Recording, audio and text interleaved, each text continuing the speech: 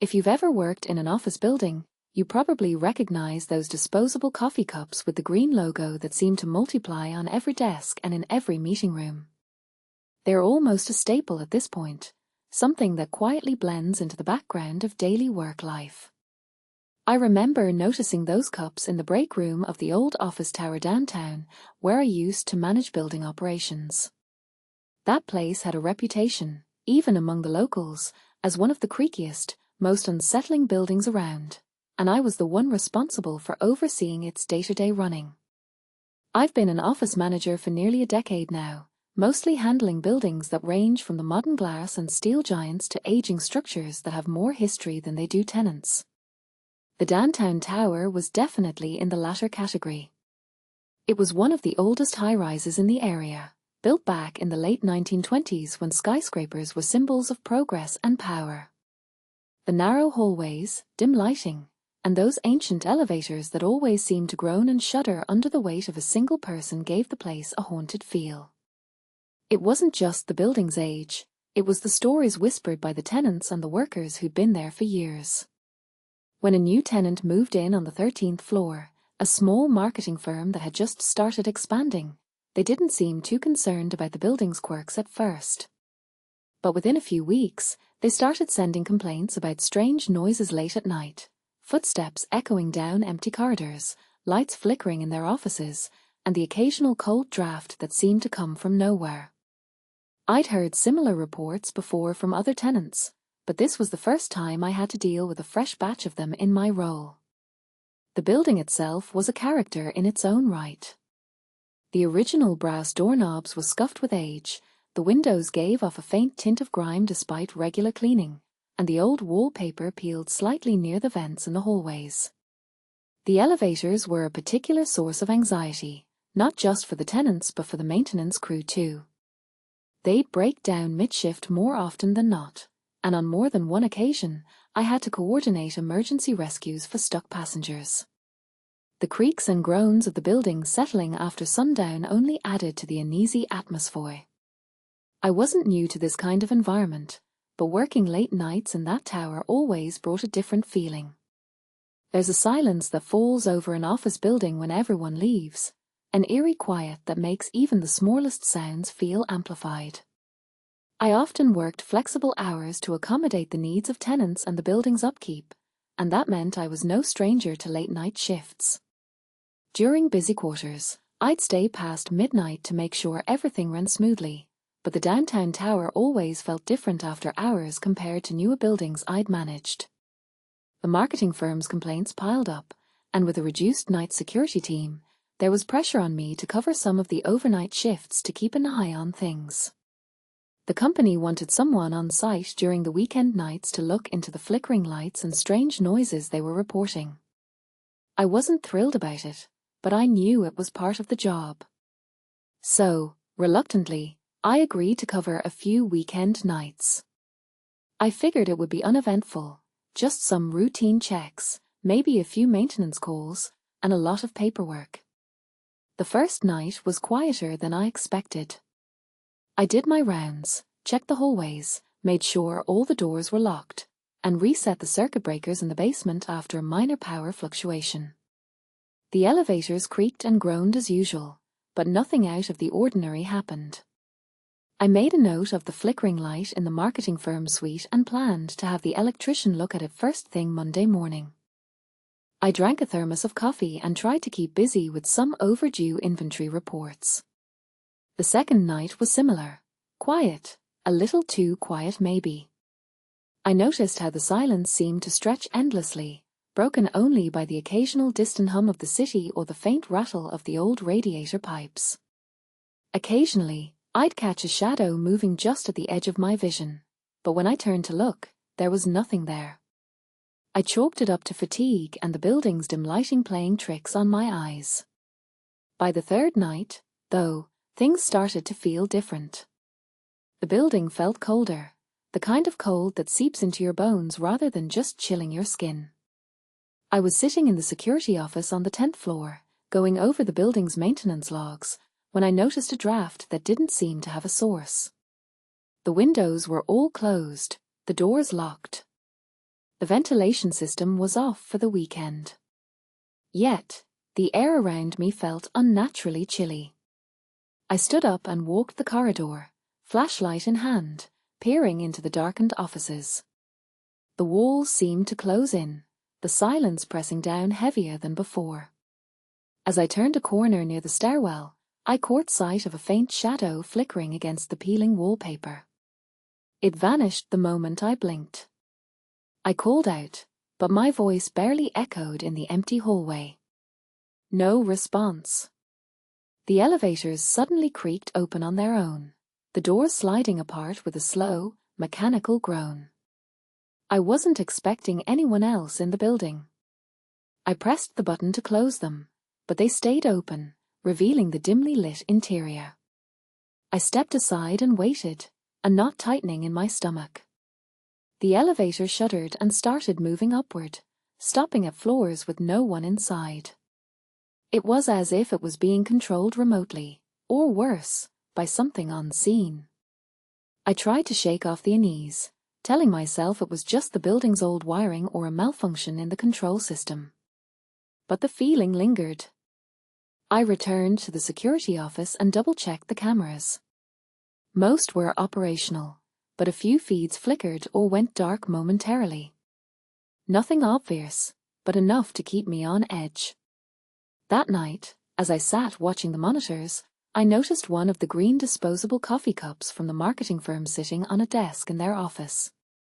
It was out of place because the cleaning crew was supposed to have cleared out everything before the weekend. I made a mental note to ask about it the next day. The building seemed to breathe around me, alive in a way that defied logic. The creaks, the flickering lights, the cold drafts, they weren't just mechanical failures or old wiring issues. They felt like signs of something else lurking beneath the surface of this aging skyscraper. I wasn't sure what I'd walked into, but I had a feeling my weekend nights in this place were going to be far from ordinary. Covering the weekend night shift at that old tower wasn't something I looked forward to, but I figured I could handle it. My schedule during the week was flexible, and the extra pay for those weekend hours was tempting enough. Still, there was something about the building's after-hours atmosphere that always made me uneasy. I'd been working late nights in various office spaces over the years, and usually, the silence was just background noise, nothing worth paying attention to. But here, it felt different. Like the silence was waiting for something to fill it. The first weekend I covered the overnight shift, I arrived around 10 p.m. After checking in with the skeleton security crew, I made my rounds through the darkened hallways, the only light coming from my flashlight and the blinking security monitors in the control room. I noticed the flickering lights the marketing firm had complained about were still sporadic, but the electrician had assured me it was just old wiring needing replacement.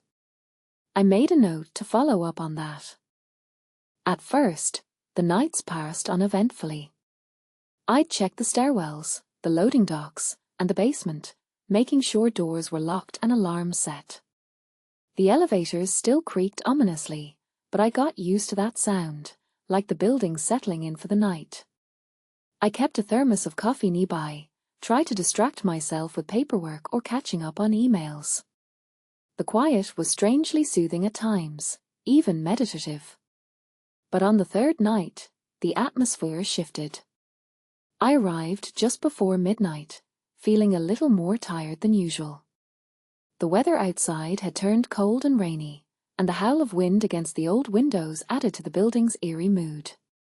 I started my rounds as usual, walking the corridors with my flashlight cutting through the darkness. That's when the first odd thing happened. A sudden cold draft brushed past me in the hallway. I stopped and looked around, but the doors were all shut, the windows sealed tight against the storm. The air felt heavier, and the temperature seemed to drop sharply in a localized spot near the stairwell. I rubbed my arms, trying to shake off the chill, but it lingered. As I continued my rounds, I caught glimpses of shadowy figures at the edge of my vision.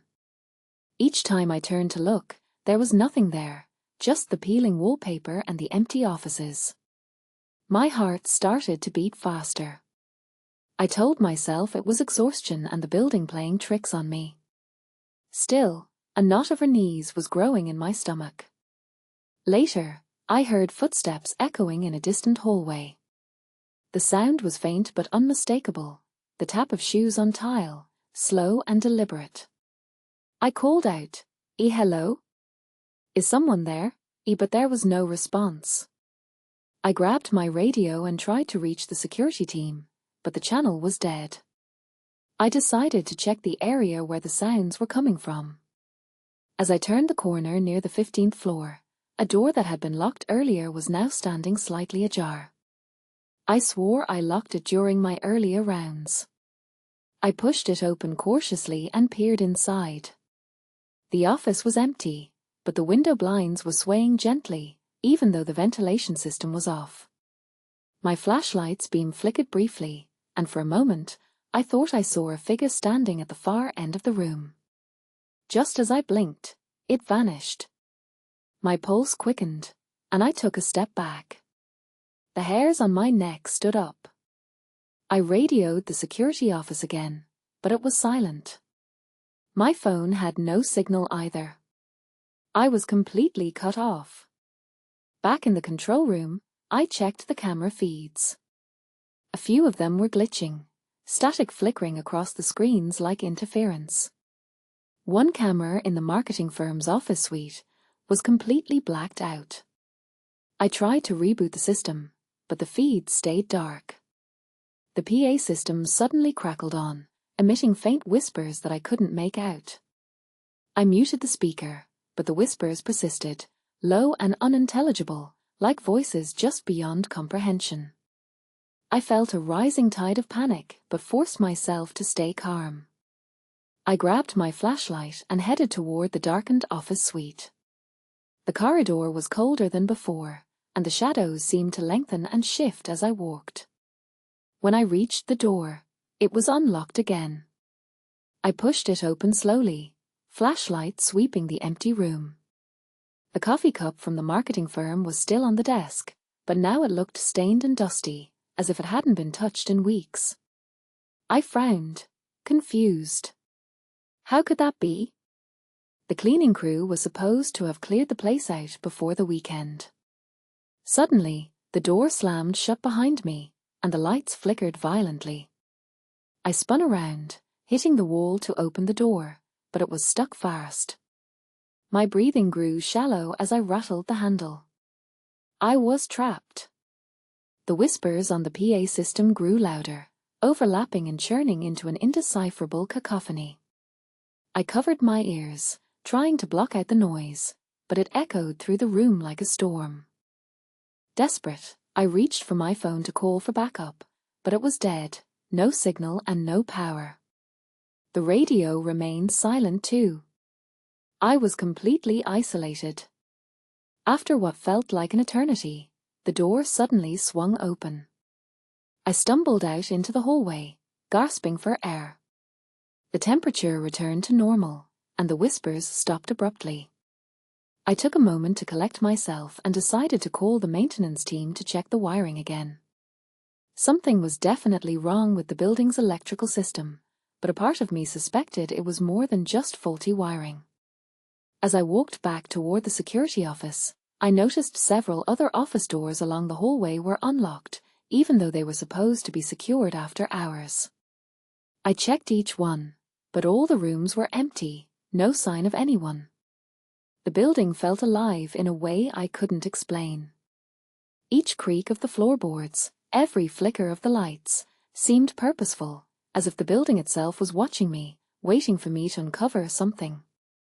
By the time my shift ended, I was exhausted but couldn't shake the feeling that I'd only scratched the surface of what was going on in that old tower. My co-workers warned me not to get too curious, reminding me of the building's dark past and the unexplained events that had forced tenants to move out in the past. Despite their warnings, I knew I had to keep digging. Whatever was happening wasn't just mechanical glitches or tired nerves. The building held secrets, and I was starting to realize that I was right in the middle of them.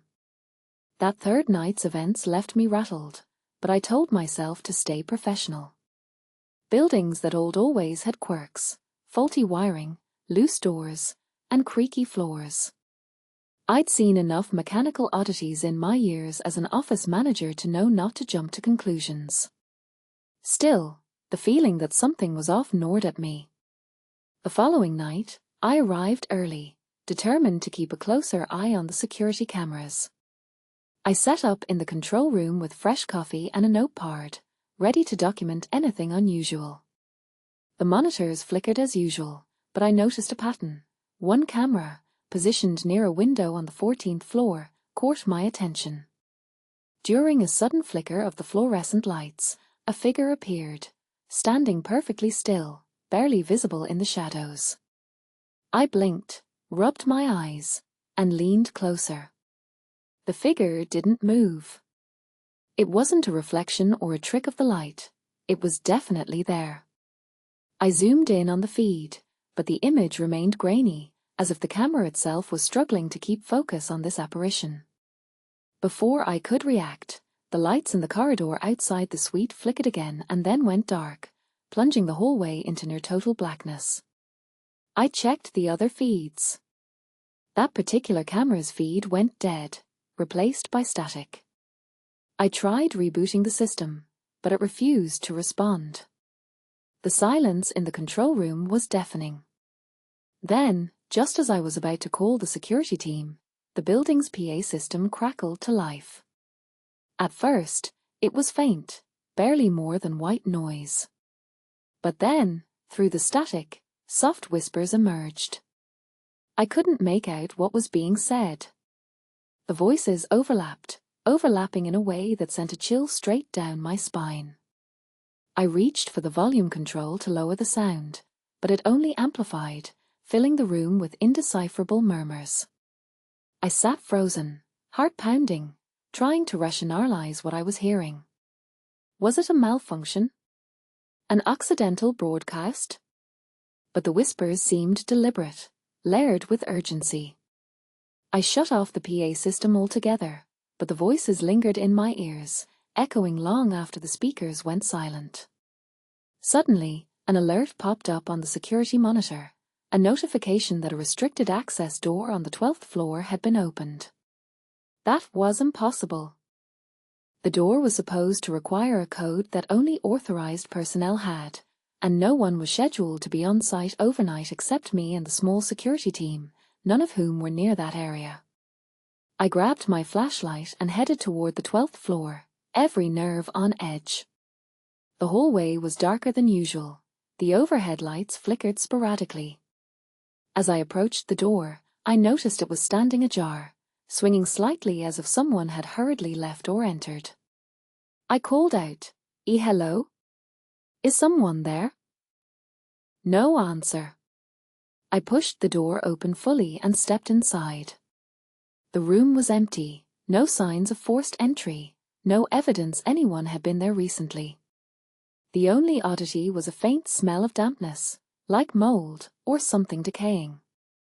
I shivered and closed the door behind me.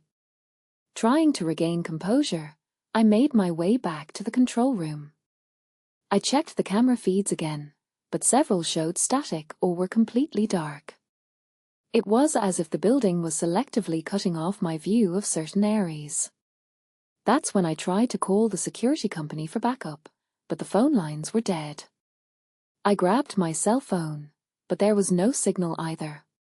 I was cut off completely.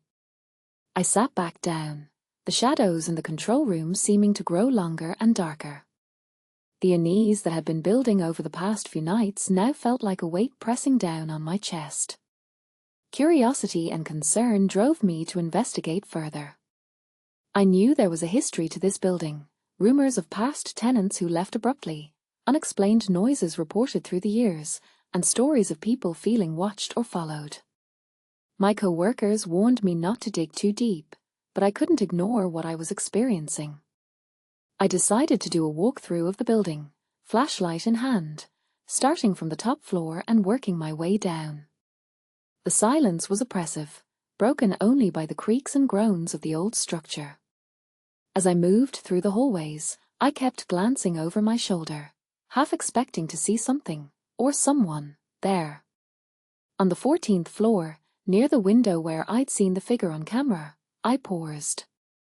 The air was colder here, the faint smell of dampness stronger.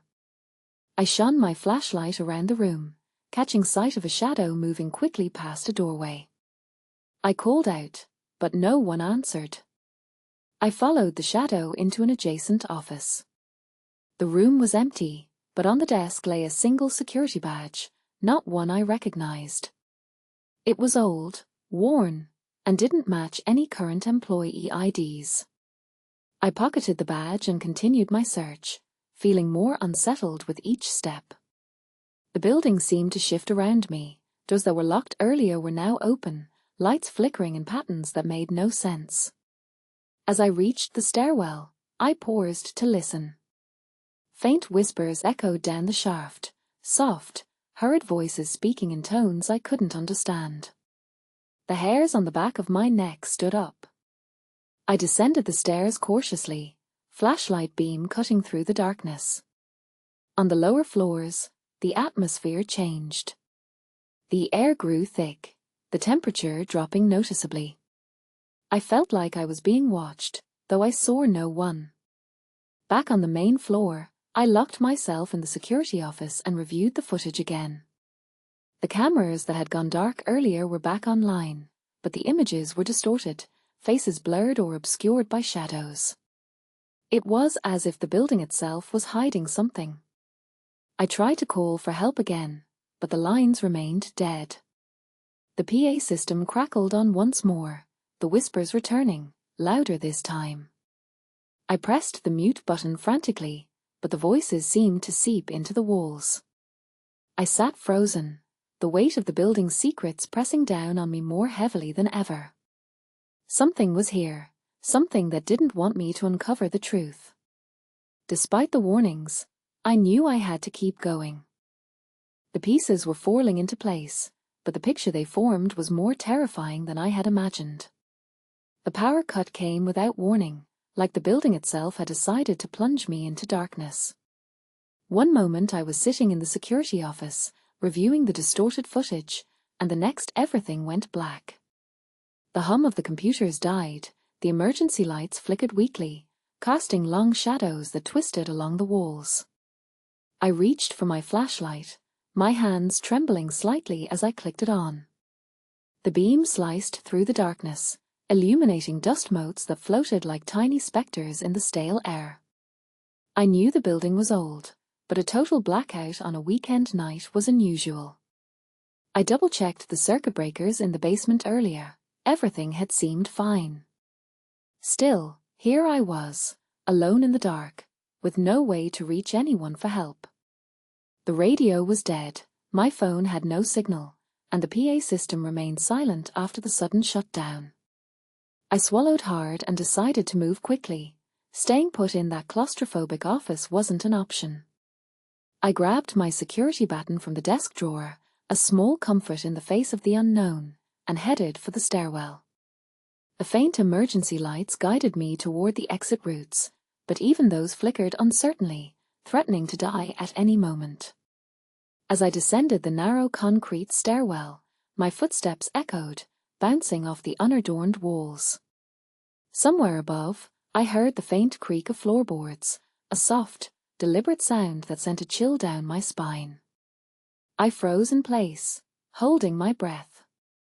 The footsteps grew louder, heavier, coming closer with every second. I gripped my baton tighter, heart pounding in my chest. The last time I'd heard footsteps in an empty building, I was alone on the 12th floor, chasing shadows. Now, it felt more threatening, not just the sound of someone pacing, but the unmistakable rhythm of a pursuer. I continued down the stairs, moving as quietly as I could while trying to stay ahead. The footsteps followed, echoing just behind me. I dared a glance over my shoulder but saw nothing in the shadows, only the dim emergency lights flickering weakly. Reaching the 6th floor landing, I spotted a supply closet with a slightly cracked door. Without hesitation, I slipped inside, pulling the door shut silently behind me. The cramped space smelled of cleaning chemicals and old cardboard boxes. I crouched down, flashlight held low, and tried to steady my breathing. The footsteps paused nearby. I could hear the faint scrape of shoes against concrete, then silence. It was as if whoever was following me was searching, trying to locate me. I waited, barely daring to breathe, until moments stretched into minutes. Then, a loud bang echoed down the hallway, the sound of a door slamming hard. I pressed my back against the wall and edged toward the closet door. I needed to get out and find a way to escape, but had to create a diversion first. I grabbed a nearby metal trash can and hurled it down the hallway. The clang resonated loudly, drawing attention away from my hiding spot. Footsteps thundered toward the noise, and I seized the chance to slip out the door and dash down the stairs, heart hammering. The chase was on. I ran faster than I had in years, my baton clenched in one hand, flashlight in the other. The corridors twisted and turned, the building's layout confusing in the dark.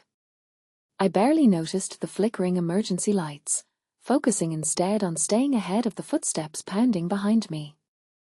At one point, I collided with a loose fire extinguisher hanging on the wall. It clattered to the ground, and I risked a glance behind. The figure was close, an indistinct shape cloaked in shadows, moving with unnerving speed and purpose. Panic surged through me, but I forced myself to stay calm. I knew the building like the back of my hand. I just had to reach the lobby and get out.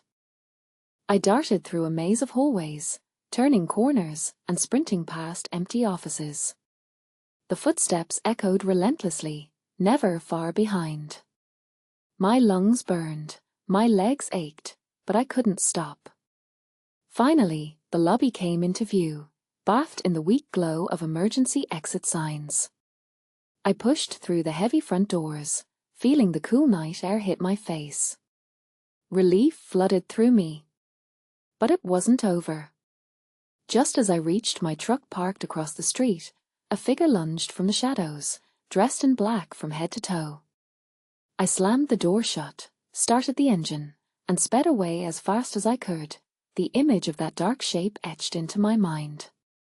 I called the police as soon as I got a signal, reporting the intrusion and the strange events.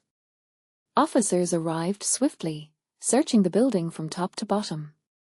They found no one, but near the 12th floor, they discovered a security badge, unregistered and clearly not belonging to any employee. The badge deepened the mystery.